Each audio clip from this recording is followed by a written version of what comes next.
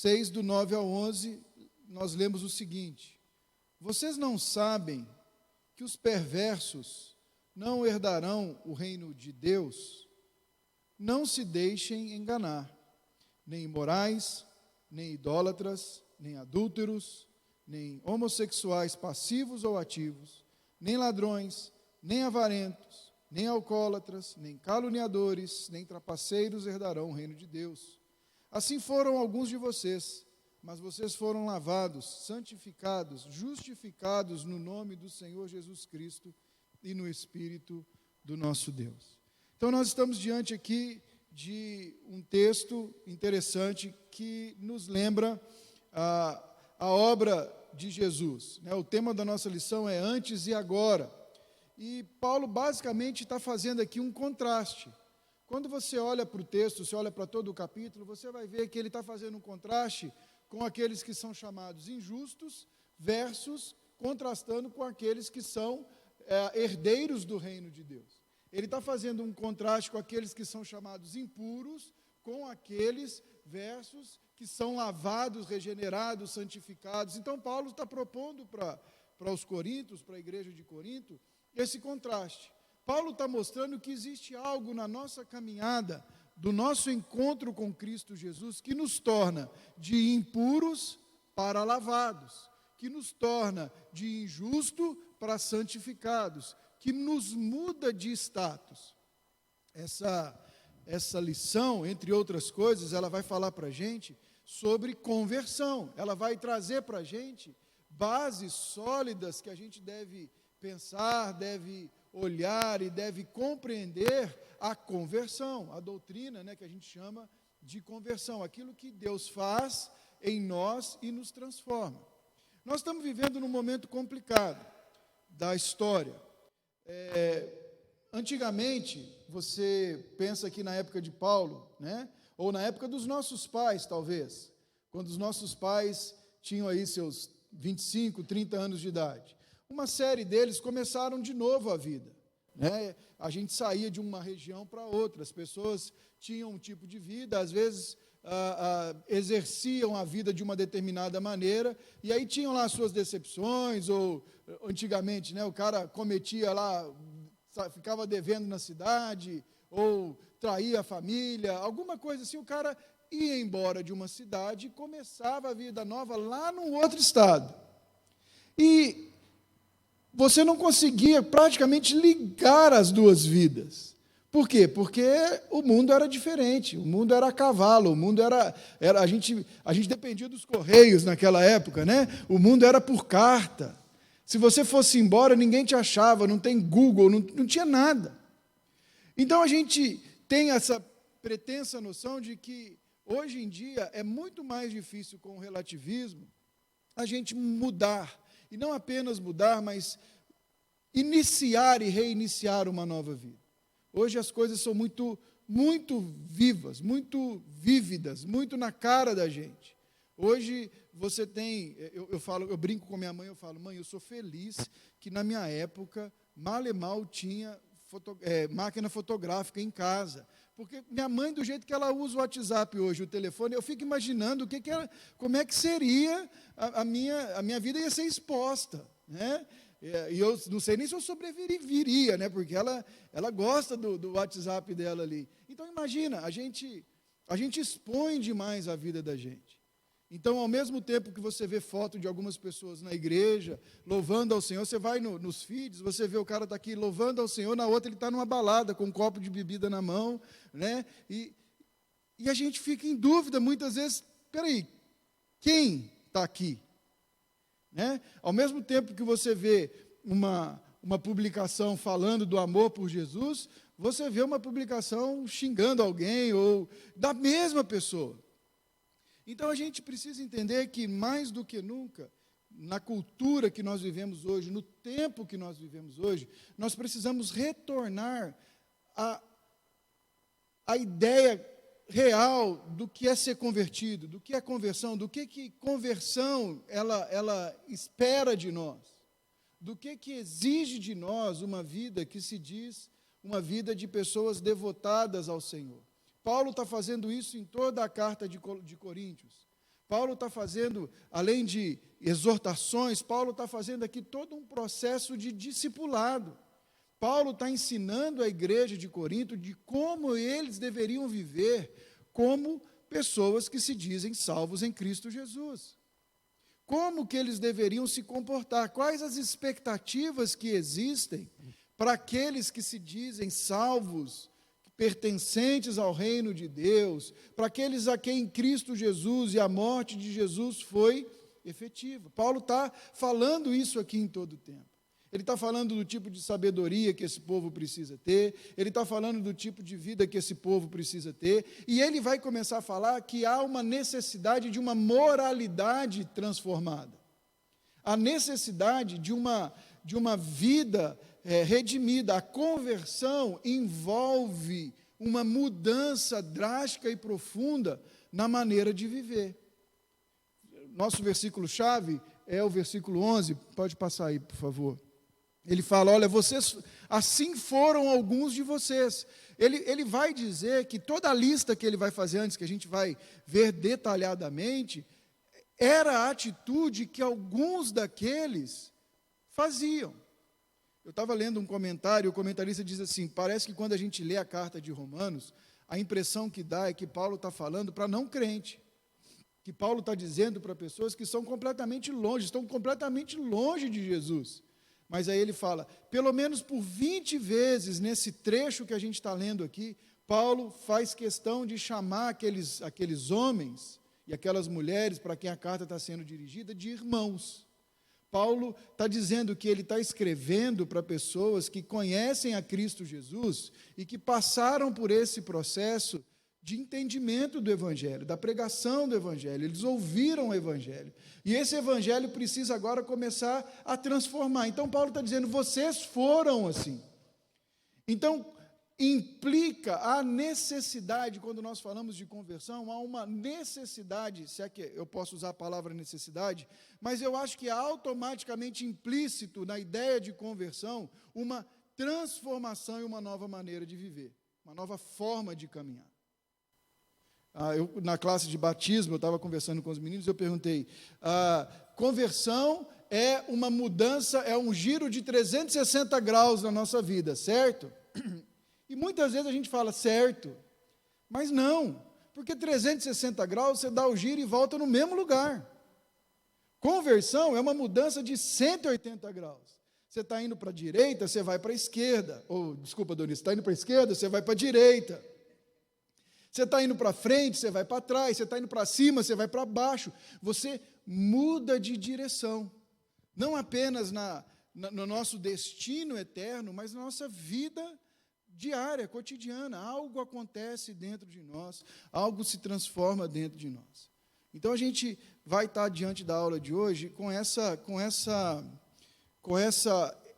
apelo, não é esse apelo, mas essa instrução de Paulo, de que o crente, o cristão ali daquela cidade, precisava entender isso, porque aparentemente eles estavam vivendo como todo mundo, não havia distinção entre eles. As pessoas não olhavam para eles e viam um estilo de vida diferente, uma forma de viver diferente. Eles viviam exatamente da mesma maneira. Não tinha nada que distinguia-os de ser cristão. Não tinha nada que destoava, onde as pessoas olhavam e viam e percebiam essa diferença. Ele vai dizer, olha, se aquele que se diz irmão, acho que é lá no capítulo 5, ele não mostra uma mudança clara, verdadeira, nem coma com ele. Não traga ele para a sua comunidade, não reforce nele que aquele comportamento dele é um comportamento correto, é um comportamento que deveria ser vivido. Paulo está sendo muito enfático aqui, meus irmãos. Ele está dizendo que há necessidade dos coríntios viverem de forma distinta do mundo deles. Você já ouviu isso aqui nas aulas, o Cassandro tem feito muito bem nesses dias. O ambiente de Corinto era um ambiente complicado. Era uma cidade difícil, é uma cidade portuária, era uma cidade com muitos convites para todo tipo de perversão. uma cidade com muitos convites para negócios escusos, era uma cidade com muitos convites para relacionamentos escusos, era uma cidade com muitos deuses envolvidos, era uma cidade com muitos costumes diferentes dos costumes que Cristo ensina. Paulo está ali falando para eles, olha, vocês precisam, apesar do ambiente que vocês estão, vocês precisam ser sal, ser luz, vocês precisam ser diferente. Então, a gente vai olhar para esse pequeno trecho aqui, desses versículos, como essa dobradiça, esse padrão de moralidade que Paulo começa a ensinar, ou continua a reforçar para os seus leitores, que eles deveriam viver. Há também uma ideia do reino de Deus e reino da terra, porque no primeiro versículo, pode mudar aí que a gente vai ver hoje, ele vai falar sobre herdar o reino de Deus. Então, a gente pode ver claramente aqui um contraste entre aqueles que vão herdar o reino de Deus e aqueles que já estão no reino da terra. Aqueles que ainda continuam preocupados com o reino daqui, com o aqui e com o agora. A gente vai pensar um pouquinho sobre tudo isso, então, na aula de hoje. O Spurgeon fala assim, olha, a graça que não me transforma não é graça. Eu falar que sou salvo pela graça, mas continuo vivendo de qualquer jeito, quer dizer que alguma coisa aconteceu. Ou a graça é ineficiente, ou eu não estou entendendo e não estou vivendo debaixo da graça. Quando a gente olha, né, o primeiro ali, ele vai dizer, ou vocês não sabem que os injustos não herdarão o reino de Deus. Paulo está chamando os injustos, ou os ádicos, né, é a palavra que ele usa, é o mesmo termo que ele usa no versículo 1. Ele vai lá, olha, se você tem alguma queixa contra outro irmão, como ousa apresentar a causa para ser julgada pelos injustos? Ou, na minha versão aqui, fala pelos ímpios. Ele não está falando de injusto, aquele que comete injustiça, mas aquele que não foi regenerado. Ele está colocando aqui um claro contraste entre dois tipos de pessoas que existiam ali em Corinto. Existiam os salvos em Cristo Jesus, regenerados, e aqueles que ainda não são regenerados. E aqui ele começa a voltar para esse assunto. E ele vai dizer, olha, vocês não sabem que esses que não foram regenerados, esses que não foram lavados pelo lavar regenerador de Cristo Jesus, esses que não foram regenerados, vivificados, que não foram justificados, que não foram adotados na família de Deus, não vão herdar o reino dos céus. Paulo está dizendo, há uma distinção claramente de quem vai ser salvo. Esse é o primeiro ponto que a gente tem que entender. Não tem como ter salvação se não tem regeneração. Quando Paulo escreve a Efésios, no capítulo 2, o capítulo 2 é muito legal, né? Ele vai descrevendo a vida do homem ali, e ele vai dizer, vocês estavam mortos, Deus deu vida a vocês. Acho que no versículo 4 ele fala, mas Deus, que é rico em graça e em misericórdia, vos vivificou, pela graça vocês são salvos. E aí depois ele fala, pela graça vocês são salvos.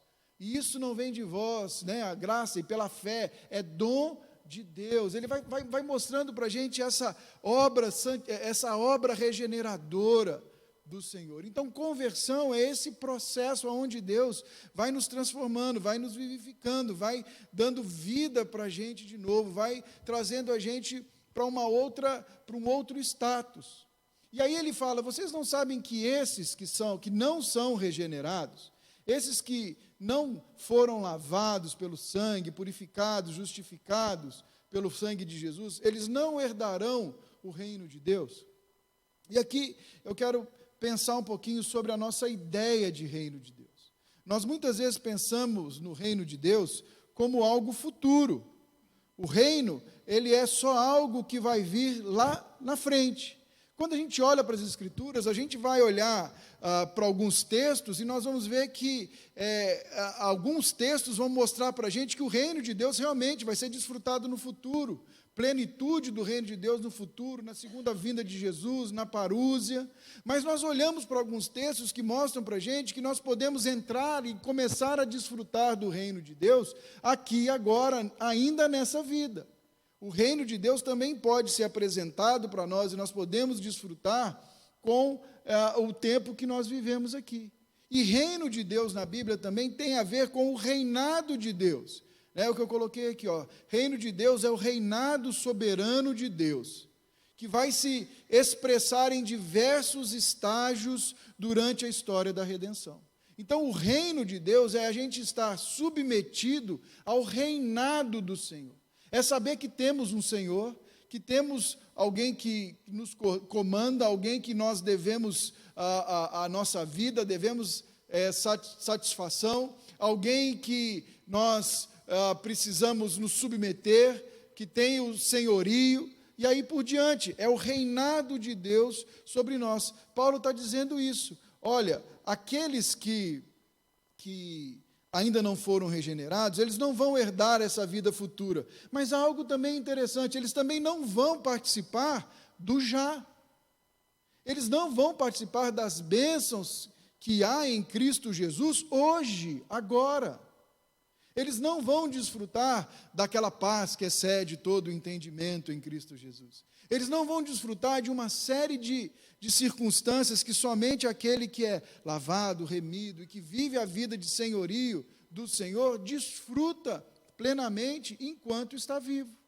A suprema esperança, o supremo senso de propósito na vida, a maneira de a gente saber que a gente pode resolver conflitos, resolver nossas questões, aquela certeza de que o Senhor tem lutado as nossas causas, tem estado conosco.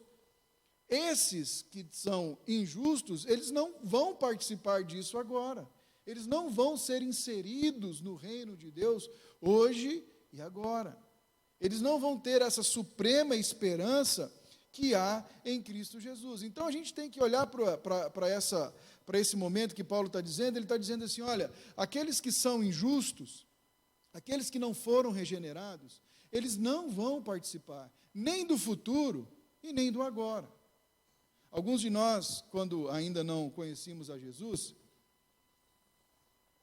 tínhamos aquela ideia de, ou você já deve ter ouvido alguém, eu vou curtir o que eu puder para na hora que eu já não tiver mais muita saúde, nem muita vida, quando eu for velho e a vida não for mais tão atrativa, como se isso pudesse acontecer, né? A vida é sempre atrativa, o pecado ele é sempre atrativo em qualquer fase da vida. Então eu venho para Jesus, pensando no quê? Numa salvação eterna, lá na frente.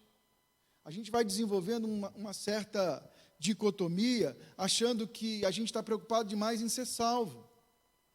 Eu converso com muita gente, e principalmente quando a gente fala da doutrina da eleição, de Deus ter o seu povo, a grande preocupação do cara é o seguinte: eu sou eleito, eu vou ser salvo lá na frente? E a minha pergunta é sempre a mesma: você está salvo agora? Você está salvo agora? Porque a salvação é um processo em 3 estágios. Nós fomos salvos, nós estamos sendo salvos e nós seremos salvos. A sua vida hoje reflete os frutos de quem foi salvo? O Paulo, em Efésios, ele vai dizer isso. Aqueles a quem o Senhor escolheu e os predestinou para serem santos. A sua vida é diferente? Você vive uma vida buscando santificação? Então, provavelmente, você está no caminho correto. Você está caminhando da forma correta. Então, a gente muitas vezes vai pensando e tendo uma expectativa demais lá na frente e vivendo como a gente quer do lado de cá. E Paulo está dizendo, não, vocês não sabem disso. Há uma outra coisa interessante aqui nesse versículo, que os coríntios, eles se gabavam da sua inteligência, da sua filosofia. E Paulo está sendo irônico. Vocês não são tão inteligentes? Vocês não sabem disso? Vocês não perceberam isso? Hello, vem cá, presta atenção. Sério mesmo que isso não passou na cabeça de vocês? Que esse tipo de gente não vai herdar? É o que Paulo está fazendo aqui. Paulo está fazendo exatamente esse contraste. Ele está dizendo que o reino de Deus é herdado no momento que nós nos convertemos. E que há uma necessidade de viver agora como cidadãos desse reino. É como se você vivesse nos tempos de hoje, mas o seu padrão fosse um padrão diferente daquele da sociedade que você vive aqui, do lugar que você está aqui. É o que Paulo está dizendo. Você obedece uma lei diferente. Você obedece um princípio diferente. Você já falou para o seu filho isso? Minha mãe falava para mim, eu já falei para as minhas. Mãe, todo mundo faz, mas você não é? Aqui em casa, Sou eu que decido como é que vai ser. Não é porque todo mundo faz errado que você vai fazer errado, e aí por diante. É o que Paulo está dizendo aqui. Vocês não perceberam? Vocês não estão entendendo? Não é porque todo mundo em Corinto vive como quer viver que vocês vão viver. Vocês foram salvos. Vocês foram regenerados. O ponto de partida para vocês, o exemplo, o modelo, o molde que vocês precisam entrar é a vida de Cristo Jesus. É como ele viveu e assim que você deve, então, viver. Então, Paulo está dizendo isso, não apenas preocupado com o futuro e com salvação, mas ele está dizendo do agora. Salvação, meus irmãos, é algo que é desfrutado agora. E há um problema para nós do século 21. Nós estamos vivendo um momento de uma espiritualidade crônica no nosso tempo. Todo mundo está falando de espiritualidade, todo mundo. Todos os setores estão dizendo que o homem precisa ter uma espiritualidade. O cara lá, pegar o exemplo do meu irmão Pete ali, que vende casa, né? Então ele está lá fazendo um negócio, conversando com a pessoa, ele está mostrando a casa, e daqui a pouco ele pode até usar esse argumento. Estou dizendo que vai, estou só usando a classe, tá, Pete? Ele pode usar esse argumento. Está vendo a paz que existe nesse lugar? Olha que lugar bom para você conectar o seu espírito com o seu Criador. Porque a gente vai falando assim também para, né, também para não ofender, porque todas as religiões pode ser que, né, então vamos viver. Então a gente está vivendo esse momento onde a espiritualidade tem sido valorizada. O homem precisa ter um certo tipo de espiritualidade, mas a espiritualidade atual é a espiritualidade que te faz bem. Você deve usar da Bíblia aquilo que te agrada e que te faz bem. E aí as pessoas vão vivendo essa espiritualidade doentia. Paulo está dizendo isso aqui para os coríntios. Olha, vocês, não é só sobre futuro. A preocupação de vocês não tem que estar em ir para o céu no futuro.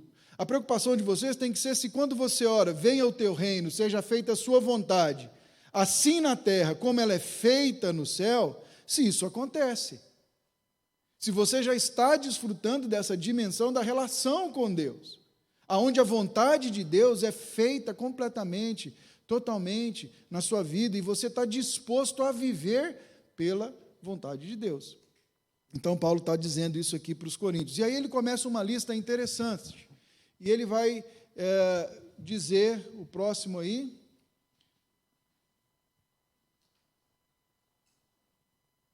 aqui eu coloquei essa frase aqui do George Lyde falando sobre o reino de Deus.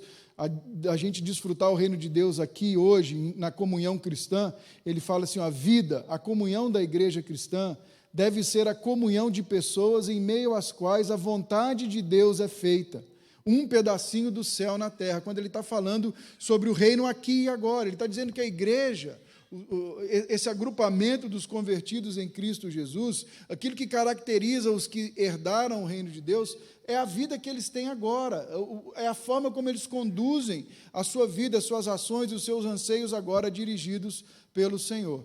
E aí ele começa com essa lista, e ele começa assim na parte B do versículo, ele fala assim, olha, não se engane. Aqui ele está querendo dizer, olha, não vos deixeis enganar. Não estejam em erro, não sejam enganados, não sejam prontos ou passivos a serem enganados. Não sejam enganados por si mesmo ou por outro. Isso é algo que... Obrigado, Val, Deus te abençoe. Em nome de Jesus, que Ele multiplique sobre a sua vida, aleluia. Né? Não se enganem, não vivam no engano. Se eu não me engano, no capítulo 10 aqui, ele vai falar sobre as armas das nossas milícias. No 2 Coríntios. E ele fala para livrar de toda sofisma, de todo engano, de todo pensamento enganoso, de todo auto-engano e de todo engano que pode vir de fora, que vai nos tirar e vai nos levar diferente para aquilo que Deus tem para nós. Então, 4 possíveis razões que Paulo está falando sobre ser enganado. A primeira delas, os crentes de Coríntios podiam estar incorporando a cultura local deles, a forma como eles viviam, nas suas práticas e nos seus padrões de vida. Eles poderiam estar com uma forma de aculturar, de contextualizar o evangelho de forma deficitária. Eles não estavam contextualizando a cultura ao evangelho, mas o evangelho à cultura. Eles estavam vendo o que é bom, o que eles gostavam, o que eles achavam que não tinha nada a ver, e eles então incorporavam e diziam: não, nós já somos maduros o suficientes para fazermos e para vivermos isso. Nós já somos maduros o suficientes para lidar com isso aqui, sem que isso aqui não nos corrompa. Quando ele está falando da comida, né? O problema é de quem tem problema com a comida. Eu sou maduro, então o problema é do outro. O problema é de quem me vê comendo, não é meu que sou maduro. E o que é que Paulo fala? Se o seu irmão se escandaliza, então você que é maduro, o que é que você faz? Você desce ao nível da maturidade do seu irmão, para que vocês dois depois subam juntos ao mesmo nível de maturidade. Então, pode ser que os crentes estavam fazendo isso. Pode ser que os crentes estavam ainda gostando de um padrão de vida anterior e estavam contextualizando isso de uma forma errada. E a gente precisa entender que a conversão subentende que houve mudança nos padrões de vida do convertido. O convertido passa a viver diferente. Vocês conhecem a historinha do Lampião? Dizem que o Lampião, o matador do bando do Lampião, se converteu. E aí ele era muito temido, e ele vai entrando de cavalo lá na cidadezinha, e alguém chega morrendo de medo e fala: é verdade que o senhor passou para a lei dos crentes? Aí ele fala: é verdade. Então me prova. Aí o Lampião fala: traz aí uma alma cebosa aí para eu falar, um não convertido. Aí vai lá o cara, ele prega o evangelho, o cara: você aceita Jesus? Ele: Aí o cara tira a faca, enfia no bucho dele e mata. Ele fala: mas o senhor não é convertido? Ele fala: é para não se arrepender, né? É para ele não ter oportunidade de se arrepender e perder a salvação que ele teve agora. Não é esse tipo de conversão que nós estamos dizendo, aonde você vai escolhendo como viver e o que fazer. A segunda coisa pode ser que estava havendo ali um abuso por parte de alguns do ensino sobre a graça de Deus, que está ali embaixo chamado de antinomialismo. Já que a graça de Deus me salvou e eu sou salvo pela graça, eu posso viver de qualquer jeito. Não há pecado que a graça não me perdoe. Se não há pecado que a graça não perdoe, então eu posso viver do jeito que eu quiser. Tudo me é lícito. Ele continua dizendo: sim, mas tudo te convém? Essa é a pergunta. Então, Paulo está falando aqui, pode ser que havia esse ensino errado sobre a graça de Deus. Esse ensino errado sobre a maneira como a gente vive. Logo que a gente chegou aqui, a gente foi numa ministração do reverendo Nicodemos, e ele estava ali na igreja presbiteriana. E um amigo da Juliana, ele vive uma vida muito distante daquilo que o Senhor tem para ele, mas ele cresceu na igreja, ali naquela igreja. E ele chegou, e muito discretamente, ele encostou na Júlia, e cumprimentaram aquela coisa toda. Eu cumprimentei, e daí ele mostra para a Juliana e fala assim: aquele ali é meu namorado.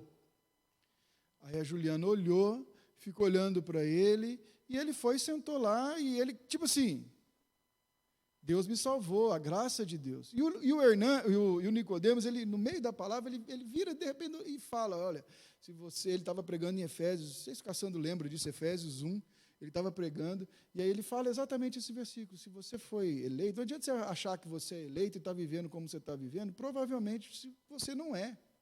Se você não está vivendo uma busca de santificação, uma vida de santidade, uma vida de forma diferente, você não foi mudado pela graça de Deus. O antinomialismo, palavra difícil, ele vai enganar a gente, achando que eu posso viver de qualquer maneira, que Deus é só paz e amor, e que Deus vai fazer todas as coisas, vai me perdoar de tudo, e pronto, só Deus vai fazer, só Deus pode me julgar, só Deus sabe a minha hora, só Deus pode me julgar. Isso é o antinomialismo. Então, pode ser que eles estavam ali flertando com esse ensino errado. Uma segunda coisa que eles poderiam estar fazendo, uma terceira coisa, um certo tipo de gnosticismo estava entrando ali em Corinto, onde o corpo é mau, então você pode viver e degradar com o corpo, e o espírito é bom, então você faz ali algumas coisas para compensar no espírito, que aí a gente cai na segunda atitude de engano que a gente tem que evitar, que é o legalismo. Então, essa próxima lista que nós vamos ver aqui, nós precisamos entender que existem dois extremos que a gente pode ir. O extremo do legalismo, aonde eu acho que eu vou me salvar pelos meus feitos e só cumprir regras, e o extremo do antinomialismo, que Deus me perdoou e eu posso viver do jeito que eu quiser, da forma que eu quiser, da maneira que eu quiser.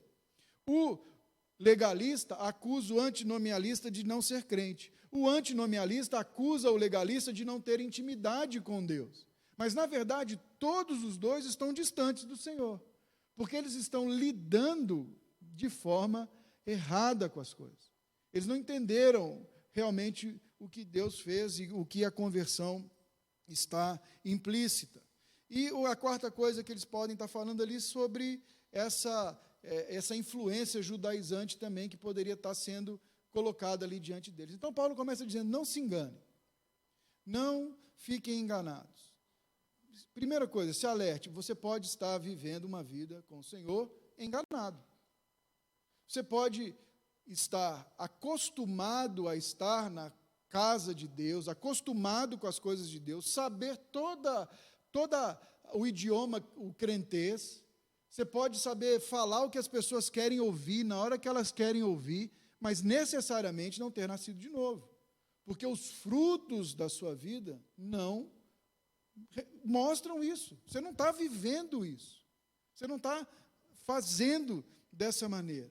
Ou em algum momento da sua vida você deixou de viver e você precisa retornar rapidamente para Jesus. Você pode ter deixado de viver sendo um cara extremamente legalista. Você pode ter deixado de viver as pessoas olhando para você e achando você um exemplo de moralidade, mas você pode estar tentando fazer isso pelo seu próprio braço, pela sua própria força, julgando todos os outros. Então a gente tem que tomar cuidado, porque há a dificuldade e a possibilidade do engano.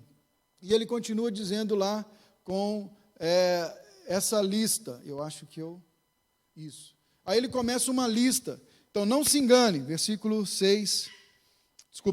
9, e aí ele fala, nem imorais, nem idólatras, nem adúlteros, nem homossexuais, ativos ou passivos. Você vai ver aqui a primeira lista que Paulo vai fazer, ela vai ter 4 itens ligados a comportamentos sexuais. E talvez o quinto ali, que é a idolatria, ele também pode estar ligado com isso, mas ele é um pouco mais amplo, que a gente pode olhar de uma forma mais ampla. Então ele começa a dizer, todos os pornos, essa é a palavra. A palavra grega para impuro é pornos, vem de porneia. Ele está começando a falar de impureza na área sexual. Ele está falando todos os que são fornicadores. O que ele está querendo dizer aqui? Ele está querendo dizer que todo aquele que tem sexo sem a aliança do casamento, fora do casamento, ele é um fornicador. Ele é aquele que está vivendo de forma impura.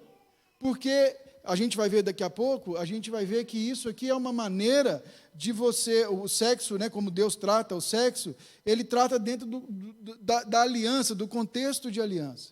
E ele está dizendo, olha, os impuros, os que fazem a fornicação, que vivem a fornicação, né, que são casados e praticam essas relações sexuais, eles não vão entrar no reino. Eles não vão herdar nem agora e nem depois. E essa palavra pornos dá para a gente uma série de ramificações. A pornografia, por exemplo. Nós podemos dizer, então, que todos aqueles que vivem na pornografia também não vão fazer. Porque é uma forma de manter a sua mente impura. Eu não sei se você sabe disso, mas hoje nos sites, as estatísticas de acesso aos sites de pornografia no YouTube, nos canais de YouTube, dizem que 49% dos acessos, 51% dos acessos são de homens, 49% dos acessos são de mulheres. Ou seja, a pornografia é um mal que pegou todo mundo, que não escolhe ninguém.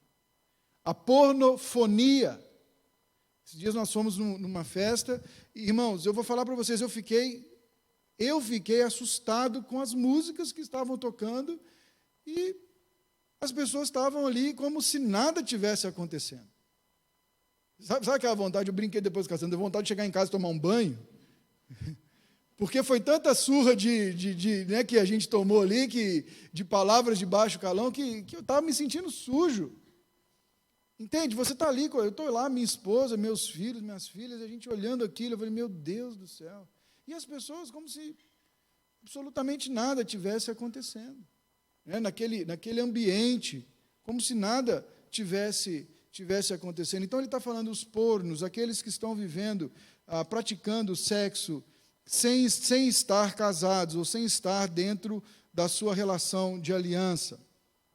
Aí ele vai falar depois dos idólatras, poderiam ser aqueles que estavam usando a imoralidade sexual permitida nos cultos pagãos. Eles continuavam frequentando ali os cultos pagãos, ou então continuavam usando o sexo como uma forma de culto. Né?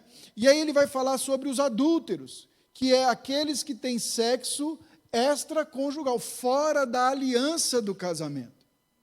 É aquele que sai da aliança do casamento, que macula a aliança que ele fez com a outra pessoa, e ele então vai ter esse sexo extraconjugal. E depois ele fala sobre os efeminados e sodomitas. E aqui eu acho que a gente sabe que Paulo está dizendo da prática da homossexualidade. E ele está dizendo que quem vive isso não vai herdar o reino de Deus. Todos nós sabemos, você que está vendo online, que essa é a posição bíblica. A posição bíblica é que a prática da homossexualidade é um pecado que nos afasta de Deus, que viola o nosso corpo, viola a nossa identidade, viola aquilo que a gente foi criado para ser. E ele está aqui, assim, confrontando tanto quem é o passivo, né, porque são duas palavras, como o homossexual ativo. Aquele que vive a prática da homossexualidade não vai viver dessa maneira. Na época ali, quando Paulo escreve, 14 dos 15 imperadores romanos já tinham praticado, já viviam esse tipo de vício. Nero era o imperador quando Paulo escreveu essa carta. Ele tomou um jovem chamado Esporo e castrou esse jovem, só para você ver. E com ele se casou com esse jovem. E ele levou esse jovem para o palácio e ele vivia como se esse jovem fosse a sua esposa. O Nero ainda se casou com um homem chamado Pitágoras e chamava ele de seu esposo. Quando Nero morreu e Otto subiu ao trono, a primeira coisa que fez foi se apossar do Esporo, né, o menino que o Nero castrou. E muito mais tarde, o imperador Adriano, associou-se com um jovem de Bitínia chamado Antônio e viveu com ele inseparadamente.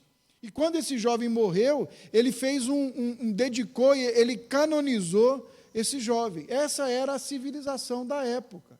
E Paulo está dizendo, olha, quem vive assim, não se engane. Quem vive assim, não vai herdar, não mostra que foi transformado. Quem vive uma vida de impureza nessa área, não mostra, há uma necessidade de transformação nesses desejos mais reais e que a gente tem, que a gente deve lidar. Então, no nível mais fundamental, nós precisamos entender que há uma ética que Paulo está falando aqui sobre o sexo. Ou seja, por que Deus limita a atividade sexual exclusiva ao casamento? A gente precisa entender que, hoje em dia, a gente pensa que sexo é apenas um apetite. Muita gente fala isso. Sexo é um apetite, então, assim, a gente agora precisa dar vazão a esse apetite. Se você está em vontade de fazer, você vai lá e faz. Qualquer um jovem que for procurar a psicologia hoje, por exemplo, e dizer, olha, eu estou lutando, estão me dizendo que eu preciso ser casto, ele vai dizer, não, você tem que se entregar aos seus desejos, você tem que ser feliz. O ideal é você ser feliz. Vai te fazer feliz? Então vai e faz. Se experimentar uma nova forma de sexualidade te faz feliz, vai e faz. Se você precisa apimentar o seu casamento e você precisa trazer uma fita... Nossa, fita foi feia, hein? Você precisa trazer aí um vídeo Você precisa incluir uma terceira pessoa no relacionamento. Se você precisa de coisas externas, vai lá e faz. É assim, você tem que ser feliz. É assim que você tem que fazer. Se você precisa, para se sentir pleno no casamento, imaginar outra mulher enquanto você está com a sua esposa, faça. Ou com o seu esposo, faça. Essa é a mentalidade de hoje. Os nossos filhos, aqueles que estão na idade de jovem, aí eles estão dizendo, olha, vivam como vocês querem, experimentem, não se reprimam. Seus pais são como são porque foram reprimidos. Olha todos os problemas que eles tiveram dessa repressão. Então, a primeira coisa que a gente tem que entender é que sexo ele não é só um apetite. Sexo também não é sujo. A Bíblia não fala de sexo como sujo. Aliás, a Bíblia é um livro que deixa alguns pudores de alguns com a bochecha rosada. Se você for ler Cantares, você vai entender o que eu estou dizendo. Cantares é um livro que mostra como que o sexo é maravilhoso, criado por Deus e deve ser desfrutado dentro do casamento. Na proteção da aliança de Deus, guardado pelas barreiras corretas da aliança de Deus. O terceiro ponto de vista de hoje em dia é ver o sexo como uma extensão da nossa própria identidade. Então, você pode ser o que você quiser. Mas sexo nas Escrituras, gente, é uma entrega total e por inteiro para a vida inteira. Essa é a importância que a Bíblia dá para isso. Você vai ver isso no início de tudo. Você vai ver isso em Gênesis, capítulo 2, quando Deus está ali dando as instruções, ele diz, deixará o homem, o seu pai e a sua mãe, e se unirá a uma mulher. E esses dois, eles vão se tornar uma só carne. Jesus vai repetir isso, Paulo vai repetir isso. O sexo tem essa condição, e a gente vai ver depois do 12 aqui, de celebrar, de ser o ponto alto da celebração, da aliança do casal. Por isso que quando ele é adulterado, você viola não apenas o Senhor, mas você viola o outro. É por isso que é uma traição. Porque você machuca aquele que é um como você. Você fere aquele que está dentro da tua vida de uma maneira, de uma intimidade, ou que deveria ter uma intimidade que nenhuma outra pessoa pode desfrutar e viver com você. Então Paulo está dizendo, olha, há uma exclusividade para isso. Aqueles que vivem na fornicação não entenderam o conceito de aliança.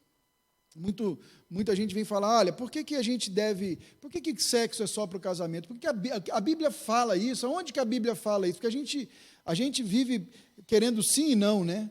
Para balizar a gente. E aí a gente vê textos como esse. A Bíblia fala que o sexo é feito para o casamento, para a relação de aliança, para a relação de comprometimento, para a relação de compromisso. O casamento, gente, é uma união tão profunda entre dois indivíduos que eles se tornam praticamente uma nova pessoa, uma só pessoa. Uma aliança, ao contrário, ela é irrevogável, que une todos os aspectos da vida de uma pessoa. Então, por que o impuro não vai desfrutar do reino de Deus? Por quê? Porque ele está violando algo que Deus colocou para ele. Por que nós não devemos ter, antes de casar, sexo antes de casar? Por quê? Porque nós temos que estar dispostos a me unir com todos os aspectos da vida daquela pessoa. Não somente com ter prazer momentâneo ali, mas eu tenho que estar disposto a absorver todas as necessidades e toda a vida daquela pessoa. Eu tenho que estar disposto a viver com ela para o resto da minha vida. Eu tenho que estar disposto a caminhar com ela, a andar com ela, o dia bom ao dia ruim. E aí a gente vê que muitas vezes na nossa sociedade hoje isso não tem sido mais falado. Os pais não falam mais, a igreja não fala mais.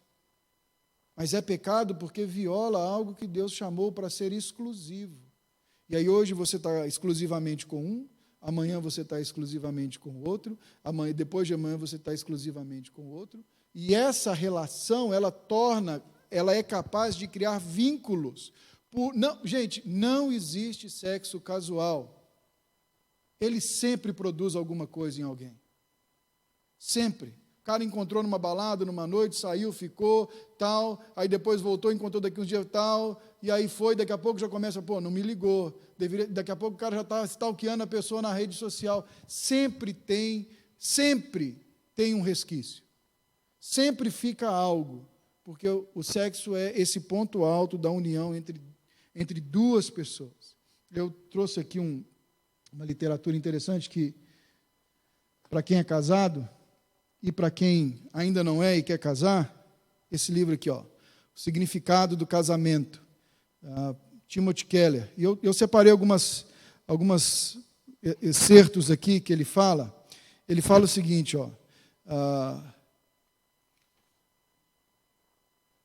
de acordo com o ensinamento cristão, o sexo é fundamentalmente um modo de conhecer a Deus e desenvolver a comunidade.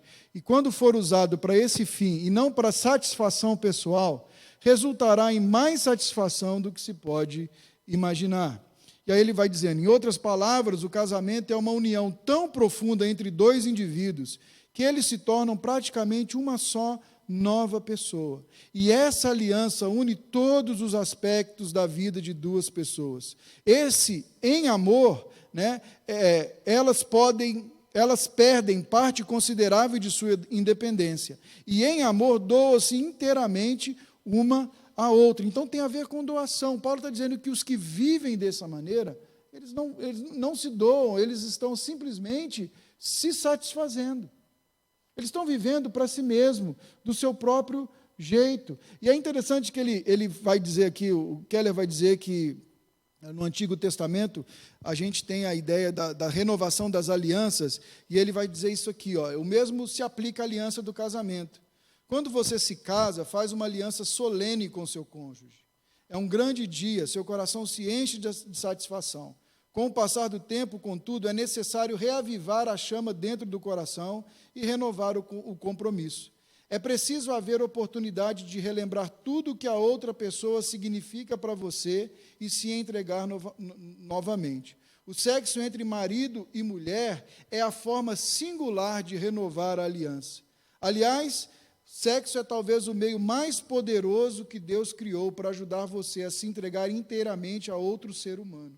É o modo designado por Deus para que duas pessoas digam uma à outra: pertenço completa, inteira e exclusivamente a você. O sexo não deve ser usado para dizer nada menos do que isso. Então, aí ele termina dizendo que é como se fosse a nossa renovação de aliança. O que Paulo está dizendo? É que quem vive satisfazendo a si mesmo, quem vive procurando o seu próprio prazer, quem vive sem levar em conta todo o efeito desse estilo de vida degenerativo e o entendimento da solenidade pela qual Deus criou essas coisas, está fora da ideia do reino de Deus. Não entendeu.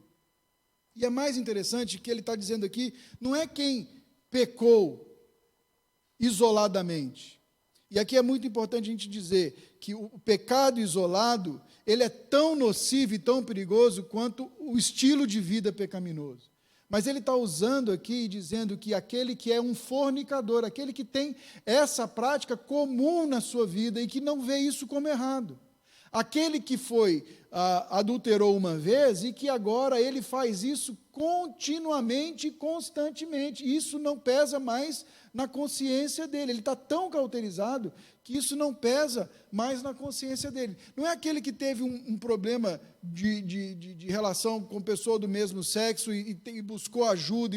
É aquele que diz que, inclusive, se Deus cria igrejas para esse tipo de pessoas, porque os outros não o entendem e que eles são aceitos e devem ser aceitos. Estão entendendo? Paulo está dizendo aqui que há um afundamento muito grande no pecado, de tal maneira que a consciência foi cauterizada.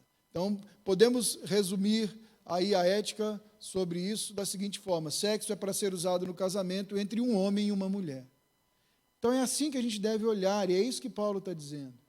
Paulo está sendo bem firme com os coríntios ali. E isso é uma realidade para nós hoje, essa palavra continua real para a gente hoje. Então, se você ainda não casou e está aqui, você deve se guardar para aquela pessoa que você vai ter uma relação de aliança, compromisso profundo e pleno com ela. Se você já se casou, você precisa entender que não existe nenhuma opção sequer de vida sexual fora desse ambiente de casamento. E entenda, a pornografia é errado, o sexo virtual é errado, hoje a gente tem coisas que na época de Paulo não tinha, tudo isso é forma de se violar a aliança do casamento. Jesus vai dizer para a gente o que lá em Mateus 5? Que não é só conjunção carnal que faz o ato, mas é o cobiçar, o imaginar, o desejar, o supor, o criar essas imagens, o se envolver emocionalmente. É tão errado quanto. Então a gente está vendo aqui algo bem forte que Paulo está dizendo para a sua audiência. A segunda lista, ele vai fazer a lista de pecados chamados de fora do corpo, né? Que a nossa revista chama de pecado contra outros. E eu até estava comentando com o Cassandro isso, e eu acho que ele fala, né, práticas sexuais viciosas e pecados contra outros. Eu creio que todos essa lista aqui afeta alguém. Alguém é afetado nessa lista aqui. Então, os pecados do corpo e os pecados fora do corpo, né? Então ele vai dizer, ele continua a lista, ele fala, olha, aqueles que são ladrões, aqueles que roubam, né? Aquele que tem mania de furtar, aquele que pega as coisas do alheio, aquele que pega o que não é seu, seja pequeno ou grande, aquele que é ladrão, não vai herdar. Aí ele vai falar do avarento, aquela pessoa gananciosa que ama mais o dinheiro do que a Deus. Ele vai, lá no capítulo 5, ele fala que com o avarento a gente não deve nem comer, deve nem estar junto com esse cara que se diz cristão, mas ele é incapaz de generosidade e ele é um cara cobiçoso. Ele vai falar dos bêbados, olha só, os alcoólatras. Irmãos, é muito interessante a gente pensar nisso. O alcoolismo, ele é um problema. E parece que Paulo não vê o alcoolismo como uma doença, né? Ele vê o alcoolismo como um estado onde a pessoa vai levando o seu próprio corpo a depender de uma substância que o deixa entorpecido ou que simula o prazer. Ele vai dizendo, olha, os bêbados, aqueles que usam e que abusam da bebida alcoólica. Isso é uma coisa muito importante para a gente entender. A gente viu hoje que muitos, depois que se convertem, levaram o alcoolismo a um nível na sua vida que agora estão fisicamente dependentes. E agora eles estão lutando contra o alcoolismo. É diferente de alguém que está no nosso meio e que vem para a igreja, por exemplo, depois de uma tarde inteira de bebedeira. Toma um banho e vem para a igreja e sobe no púlpito e ministra a palavra. Ou vai dar aula para uma criança no culto infantil, ou pega alguém para um aconselhamento. Vocês estão entendendo a diferença disso aqui? Não é aquele que está lutando contra, mas é aquele que diz, não tem nada a ver, eu posso viver desse jeito. Né? Eu sou forte para beber. Qual que é o limite disso? Onde ficamos bêbados? Onde estamos alterados? Onde não estamos? Então, aqui Paulo está dizendo, olha, cuidado, porque esses aí vão estar enrolados, porque não vão desfrutar do reino nem agora e nem depois. E aí ele vai dizer, nem os maldizentes, é aquela pessoa maldosa que espalha contenda. Paulo está dizendo daquela pessoa que não consegue ver nada de bom no outro. Aquela pessoa que tem uma língua afiada e que toda vez que se reúne, procura causar contenda com alguém. Falar de alguém de forma qual que seria a palavra? Contenciosa? Maldosa. Ou para criar problema, ou para... Sabe aquelas pessoas que jogam coisa no ar assim? E, gente, isso aqui é muito sério, porque às vezes você não precisa nem falar. É só um na hora errada. Tá. Né? Então tá bom. Estão entendendo? É a intenção do gerar o mal por trás das palavras. Paulo vai dizer esses aí. E aí ele vai falar dos roubadores, que basicamente é uma outra palavra, não é mais aquele que rouba, né, apenas, mas ele está falando daquele que extorque, né, aquele que faz extorsão, aquele que engana, aquele que vai vender o negócio que vale 5 por 5 e ele fala que vale 150 e ainda pega o seu cartão e ainda clona o seu cartão. É você? A gente vai orar por você. Ah.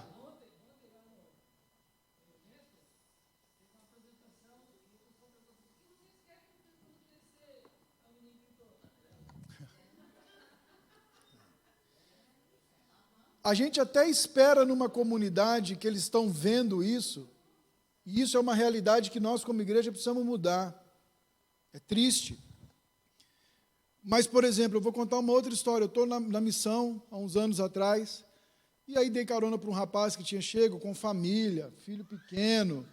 E aí ele fala assim, a gente começou a conversar, e eu paguei o combustível, a gente estava de carro, eu paguei o combustível com o meu cartão, e entrei, guardei o cartão na carteira e coloquei no console da caminhonete, estou saindo, e ele começou a puxar conversa sobre o cartão. Daí ele falando do cartão dele e tal, que tinha tido um problema, aí ele pegou e falou assim, deixa eu ver seu cartão, qual que é?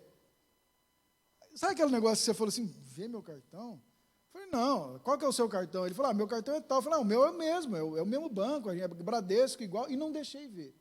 Passou, aquilo ficou uma pulga atrás da minha orelha. Semanas depois, uma pessoa me procura na base. Tinha tido o cartão dela clonado, estourado. O que esse irmão fez? Ninguém conhecia. Veio com carta de recomendação do pastor. A quarta pessoa da Trindade, aquela família. O cara tinha todos os dons e talentos que você podia imaginar para receber na missão. Quase que eu achei assim, não, achamos Elias está na terra, né? O que ele fez? Ele pegou para ver essa mesma conversinha, ele memorizou os números do cartão, memorizou a parte de trás do cartão e fez compra. Sabe o que é isso? É disso que ele está falando. É desse tipo de gente. E que nós tratamos assim, pediu perdão, tá bom, vamos dar uma nova chance. Vamos dar uma nova chance. Paulo está sendo muito claro aqui. Não herdarão. Não herdarão. Como que a gente deve resolver isso aqui? Como que nós resolvemos isso lá na missão? A gente chamou, ligou para o pastor, contou, aí o pastor, não, já tinha acontecido aqui, vocês não podem segurar ele aí? Não, pastor, a gente não pode segurar ele aqui. E aí, só para você ter uma ideia, o nível que é esse tipo de pessoas, roubadores que nós estamos falando. 2 dias depois vem um pastor da cidade, a gente ainda no trâmite de mandar o cara de volta para a casa dele, porque a gente, o coração fica mole, porque você olha, tem uma criança de 5 anos, tem uma mulher do lado, tem toda uma estrutura familiar, e a gente vai tentando arrumar de um jeito que você não exponha, que não machuque, que não... Né? Mas o próprio cara não pensou nisso. O próprio cara não está nem aí para a família dele. O cara que faz um negócio desse, gente, ele não está nem aí para ninguém que não seja ele mesmo. E os idiotas aqui ficam tentando proteger. Perdão do idiota, você que está me vendo. Né? E aí o que acontece? Vem esse pastor e fala, olha, o fulano de tal prometeu uma criança para adoção para um casal da igreja. Olha só, ele era de uma cidade que tem morros, favelas, e ele disse, eu conheço pessoas na favela e a gente pode conseguir a adoção para você. E aí o que ele começou a fazer? Pegar dinheiro para exames dessa gestante. E o pastor veio bufando para mim. E ele disse, olha, eu vou denunciar a Jocum, eu vou denunciar o menino, eu vou denunciar não sei quem, eu vou denunciar. Eu falei, tá, e nós vamos denunciar também o casal que está comprando o filho da sua igreja. Aí o pastor falou, não, peraí, ele é meu presbítero. Eu falei, mas ele está tão errado quanto, ele está comprando uma criança. Ou ele acha que criança cai doce, que tem um sistema de adoção no Brasil à toa, que você tem que entrar numa fila, que você tem que fazer as coisas. Aí o que nós fizemos? Mandamos o cara embora, devolvemos ele lá para a igreja. E nós dissemos para o pastor, o senhor precisa tomar uma postura com relação a isso. Há uma denúncia que vai ser feita com ele, o pastor vai fazer, e nós vamos apoiar essa denúncia. Então, às vezes, a gente precisa também se colocar nessa posição. Nós vamos apoiar, a denúncia for feita, nós vamos testemunhar contra o sujeito, porque assim é a vida que ele está levando e a vida que ele está vivendo. Acho eu que foi morto esse sujeito, porque ele desapareceu, a esposa já está com outro, o filho já está grande, crescendo sem o pai, e provavelmente ele tenha sido assassinado, porque essa foi o caminho que esse cara estava traçando. Então é disso que Paulo está falando, desse tipo de gente que tem a mente tão cauterizada que ele não vê aquilo como um pecado. Agora, há uma coisa muito interessante e muito atual para nós. Nós condenamos o adúltero, mas damos boa-vinda ao extorquidor. Muitas vezes nós fazemos isso. Nós condenamos aquele que tem um pecado, um vício sexual, mas nós fazemos vista grossa ao que rouba, nós fazemos vista grossa ao maledicente, nós colocamos o maledicente como líder do grupo de oração da igreja, nós colocamos o avarento como o líder como pastor da igreja. Nós vamos... Tesoureiro não, eu ia falar, mas coitado do tesoureiro não está aqui. Mas nós vamos, de alguma maneira, selecionando algum tipo de pecado. E há algo muito interessante nisso aqui, que Paulo está dizendo que, seja um ou seja outro, se você tem esse estilo de vida, isso aqui é claramente uma maneira de você perceber que você precisa voltar a Jesus e você precisa se converter, porque você não pertence a esse estilo de vida que você professa ter. Não é se há um pecado mais severo do que o outro. Ambos têm que ser batalhado contra na mesma intensidade. Nós temos que abandonar todos eles lutar contra todos eles da mesma intensidade. Talvez eu tenha numa área, você tenha em outra, mas a gente precisa ter uma luta ativa contra o pecado. Isso é algo que nós precisamos fazer. E aí, ele vai dizer no versículo 11, assim era... Pode mudar, por favor? Alguns de vocês eram assim. E aqui é uma parte muito interessante que Paulo vai dizer, que ele fala, olha, vocês foram dessa maneira. Paulo está dando o testemunho de que há convertidos naquela igreja. Paulo está dizendo para eles de que há pessoas que viveram ali e que agora não vivem mais ali, que tinham aquilo como seu estilo de vida e agora eles estão diante de um novo estilo de vida. Né? Você vai ver que Paulo vai chamá-los de irmãos, vocês eram assim, meus irmãos. Ele não está escrevendo para pessoas que não eram crentes, ele está escrevendo para pessoas que já tinham tido um encontro com Jesus. Paulo está dizendo, vocês foram transformados, vocês foram injustos, impuros, vocês foram idólatras, vocês foram adúlteros, entre vocês haviam homossexuais, tinham larápios, tinham avarentos, tinham beberrões, tinham maledicentes, tinham extorquidores, tinham assaltantes, mas houve um momento que a vida de vocês mudou. A vida de vocês foi transformada. Vocês eram assim. Eram assim. Passou, acabou. E aí ele continua, falando sobre conversão. O próximo slide eu coloquei aqui para a gente ver sobre uma frase do Mark Dever, quando ele fala sobre o entendimento bíblico de conversão, e ele fala que a conversão inclui as nossas próprias ações. Nós temos de fazer um compromisso sincero e uma decisão consciente. Conversão não é só a gente repetir uma oração, gente. Conversão não é só a gente vir à igreja. Conversão envolve um compromisso sincero, profundo, uma decisão consciente de mudança, de buscar uma mudança. As Escrituras nos apresentam como pessoas que necessitam ter um coração substituído, uma mente transformada e um espírito vivificado. A mudança que cada ser humano necessita, não importa como pareçamos exteriormente, é tão radical, tão profunda, que somente Deus pode realizá-la. Precisamos que Deus nos converta. Então, a primeira coisa que a gente precisa entender é que conversão é um ato que é o Senhor que nos vivifica, é o Senhor que nos restaura, é o Senhor que executa em nós, mas os frutos dessa conversão, ele nos coloca nesse estado, vamos dizer assim, de adoção, ali nesse processo de santificação que a conversão vai, e a partir de então há decisões conscientes que nós precisamos tomar. Conversão se evidencia na forma como tomamos essas decisões diariamente. Então, o Spurgeon, falando, ele diz assim sobre conversão, ele fala assim: acautelem-se, eu digo, de presumir, pode passar, de presumir que você é salvo. Então, pode ser que você presuma que você é salvo. E aí ele continua dizendo: se você confia de todo o coração em Jesus, então é salvo. Mas se você diz meramente, creio em Jesus, isso não o salva. Se o seu coração foi renovado, se você odeia as coisas, olha bem, se você odeia as coisas que antes amava, se você se arrependeu verdadeiramente, se há completa mudança de mente em você, se você é nascido de novo, tem motivo para regozijar.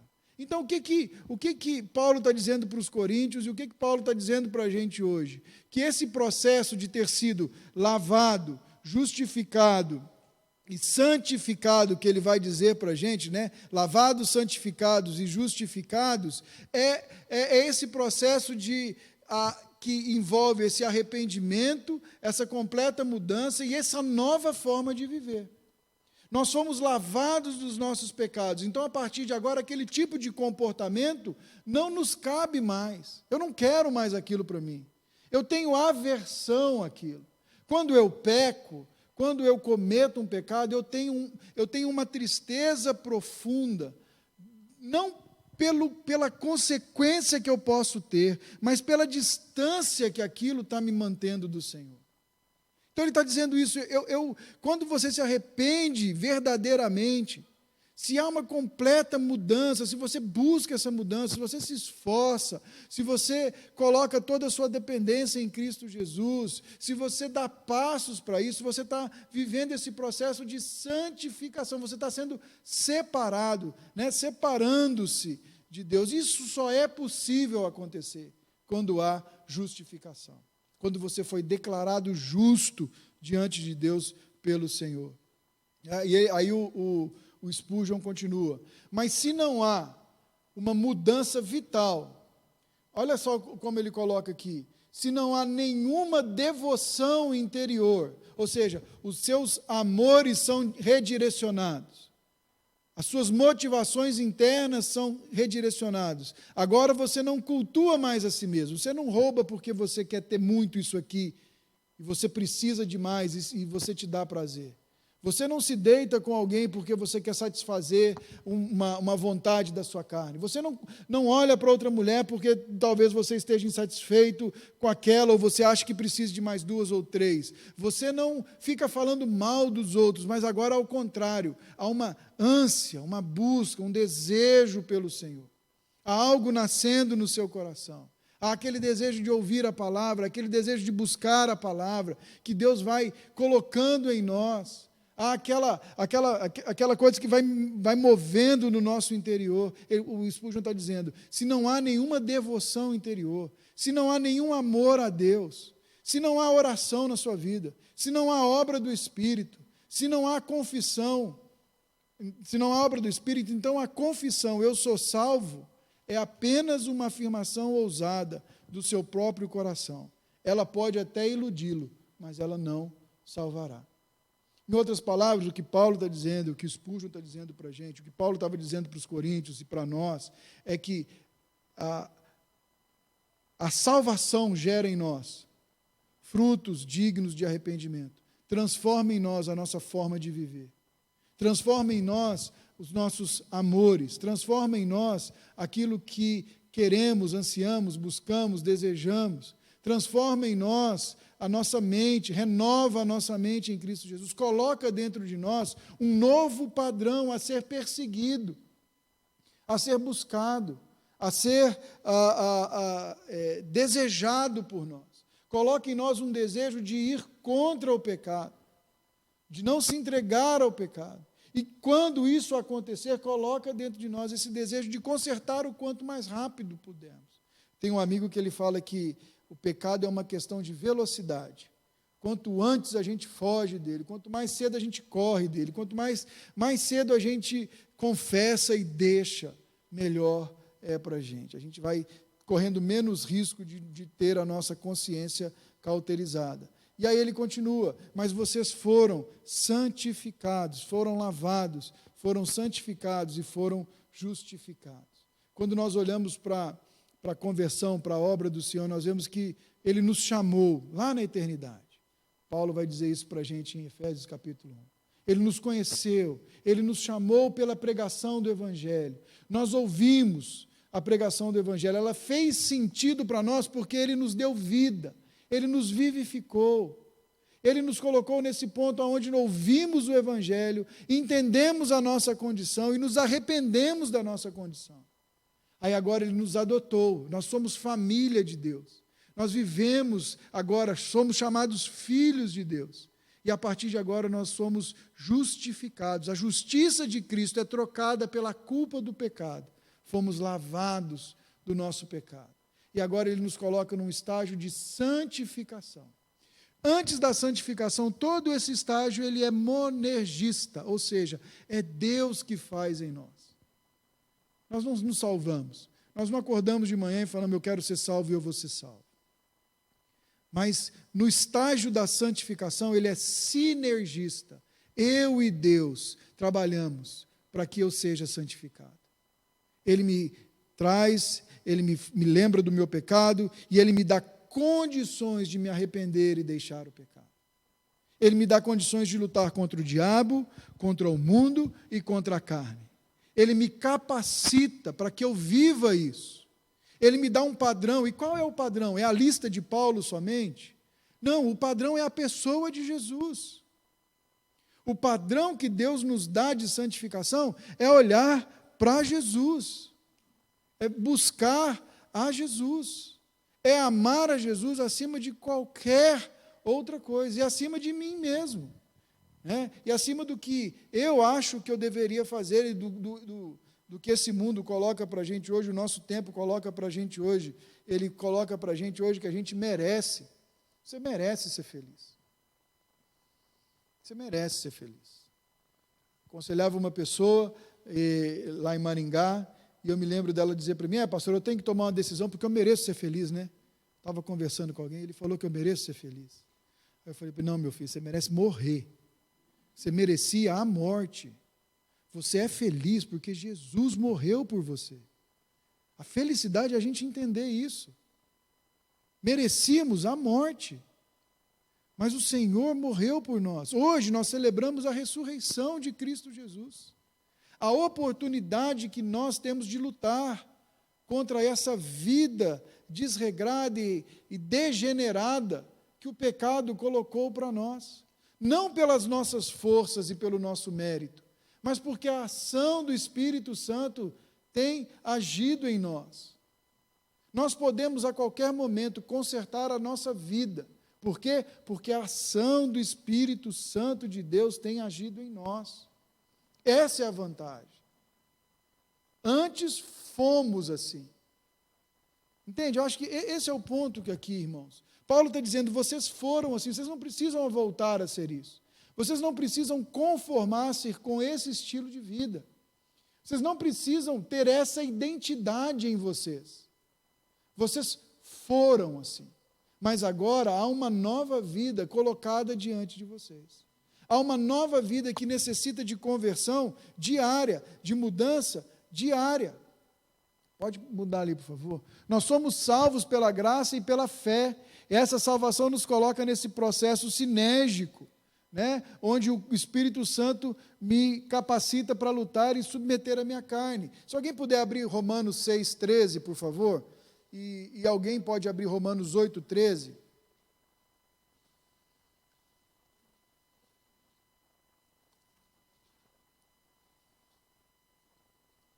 Pode ler.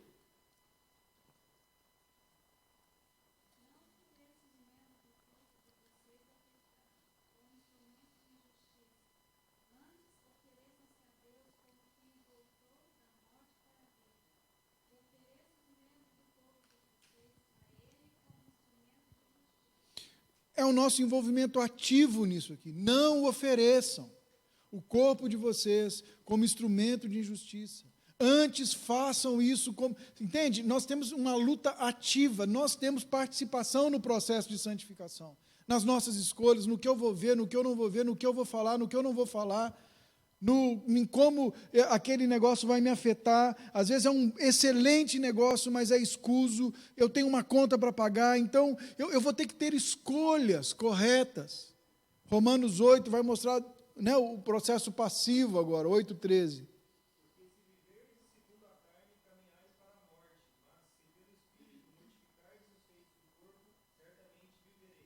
Quem que dá capacidade para a gente tomar as escolhas certas e mortificar os feitos da carne? É a minha força? É a minha disciplina somente? É a minha força de vontade? O que Paulo está dizendo? Quem que dá para a gente? Pelo Espírito. Então, há um compromisso do Espírito Santo de Deus de nos capacitar para tomar essas decisões corretas. Irmãos, olhem para mim aqui. Todos nós nessa sala já tivemos uma situação em que tinha algo errado diante de nós, um pecado diante de nós, e fomos avisados pelo Espírito Santo de Deus, mas decidimos ignorar esse aviso. O Espírito Santo de Deus sempre nos avisa. Há uma luz amarela que sempre pisca, irmãos. Ele sempre faz, ele sempre mostra. Às vezes ele te avisa antes, né? Ele te avisa antes e ele te convence depois. E o que você faz com isso? Como que você lida com isso? É o que Paulo está dizendo, vocês foram daquele jeito. Se vocês continuarem lidando, vocês vão só evidenciar que não deixaram de ser aquilo. Mas a partir de agora, como que a gente lida com isso? A gente lida com isso lembrando quem somos, o que Jesus fez por nós, fomos lavados, fomos santificados, fomos justificados. E como cultivar isso no nosso dia a dia? A primeira coisa aí como conclusão lembra que o Spurgeon fala, se não há devoção, se não há oração, nós temos o que nós chamamos de disciplinas da graça. Se não há vida com a palavra, leitura da palavra, se não há tempo de oração, se você não separa tempo no seu dia para adoração, para contemplar ao Senhor, se você não testemunha da sua fé, se você não dá testemunho, se você não preserva a comunhão cristã, todas essas são atos da graça, são disciplinas da graça. Jejum, mas não é jejum para conseguir uma coisa, é jejum para você estar diante do Senhor, para você estar na presença de Deus. Se você não tem no seu dia, se você não separa no seu dia momentos para estar na presença de Deus, você não vai conseguir, meus irmãos, forças para lutar contra o pecado. É uma questão clara, simples. Você vai se tornando aquilo que você vai se enchendo. Ponto. Se você está se enchendo de ganância e cobiça, você vai se tornar um cobiçoso. Se você está se enchendo de dolo, você vai se tornar alguém doloso. Se você está se enchendo do Senhor, você vai se tornar alguém piedoso. Pronto. Não é perfeito, mas é maduro. É um crente que sabe lidar com suas falhas, com seus erros, sem se colocar como superior, como um legalista, e sem se colocar como aquele que pode tudo e o mais maduro de todos, aquele que sabe que quando peca, muda de direção, faz o que está ao seu alcance para deixar de viver esse tipo de vida, se expõe, se preciso for, faz o que tem que ser feito para que a vida de Jesus seja gerada em nós. E eu quero terminar com essa frase do Dever, e ele fala, essa é a mudança de que necessitamos. Não significa ajustar nossa vida a nós mesmos e aos nossos desejos. Significa ajustar nossa vida a Deus e a seus caminhos, suas reivindicações sobre nós. Então não é sobre a gente. Entender que fomos assim é ajustar a nossa vida ao Senhor. Paulo está convidando os nossos irmãos aqui de Corinto, e Paulo está nos convidando a essa reflexão sobre quem éramos e quem somos. E mais do que isso, sobre que tipos de frutos temos evidenciados hoje. Que tipo de fruto a minha vida evidencia? Que tipo de vida que tipo de comportamento, que tipo de cristão eu tenho me tornado, que tipo de transformação que o Evangelho tem feito em mim. O Evangelho tem me transformado, eu tenho sido um sujeito diferente, eu tenho sido uma mulher diferente, eu tenho sido um homem diferente, eu tenho sido um funcionário diferente, um patrão diferente, meus amigos de trabalho reconhecem Cristo Jesus em mim, ou se eu chegar lá no seu trabalho e você vai ser mais um entre a multidão. Como que a gente está vivendo? Paulo está lembrando para a gente, assim foste alguns de vós. Essa aula, na manhã de Páscoa, ela é significativa. Sabe por quê, meus irmãos? Jesus removeu a pedra do nosso sepulcro. Ele nos deu vida de novo. O Paulo falou que todas as coisas se fizeram novas. Essa nova vida que nós temos agora, em Cristo Jesus, nós temos a oportunidade de vivê-la não na carne, mas experimentar o reino de Deus hoje, aqui e agora. Nós temos a oportunidade de viver essa vida dirigida, levada pelo Espírito Santo de Deus. Essa é uma aula que termina com uma profunda declaração de esperança. Adonias, você já foi assim. Gustavo, você já foi assim. Cassandro, você era isso aqui. Hoje, eu não sou mais. Por quê? Porque Cristo Jesus me lavou, me justificou e tem me santificado. Nós precisamos, irmãos, de ter isso muito claro no nosso coração. Nós precisamos entender isso. Hoje nós celebramos o dia que a pedra da nossa sepultura foi removida. E lá de fora você escutou, Gustavo, vem. Adonias, vem. Dona Rose, vem. E agora essa nova vida, ela precisa ser vivida para honrar aquele que te deu vida. Precisa ser vivida com a vida que Ele compartilhou com você, com a vida que Ele deu para você. Então é muito importante essa lição para a gente hoje. Nós não podemos nos amoldar aos padrões modernos do mundo e achar que a gente vai viver a nossa vida do jeito que a gente quiser. Não se engane.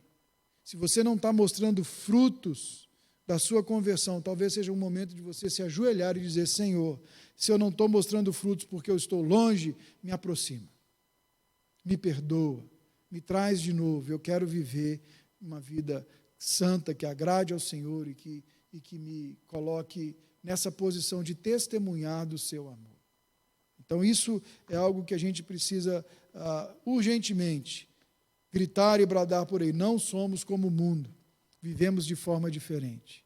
Por quê? Porque fomos vivificados, fomos lavados, regenerados por Jesus. Fomos revigorados na nossa fé. E podemos viver de forma diferente.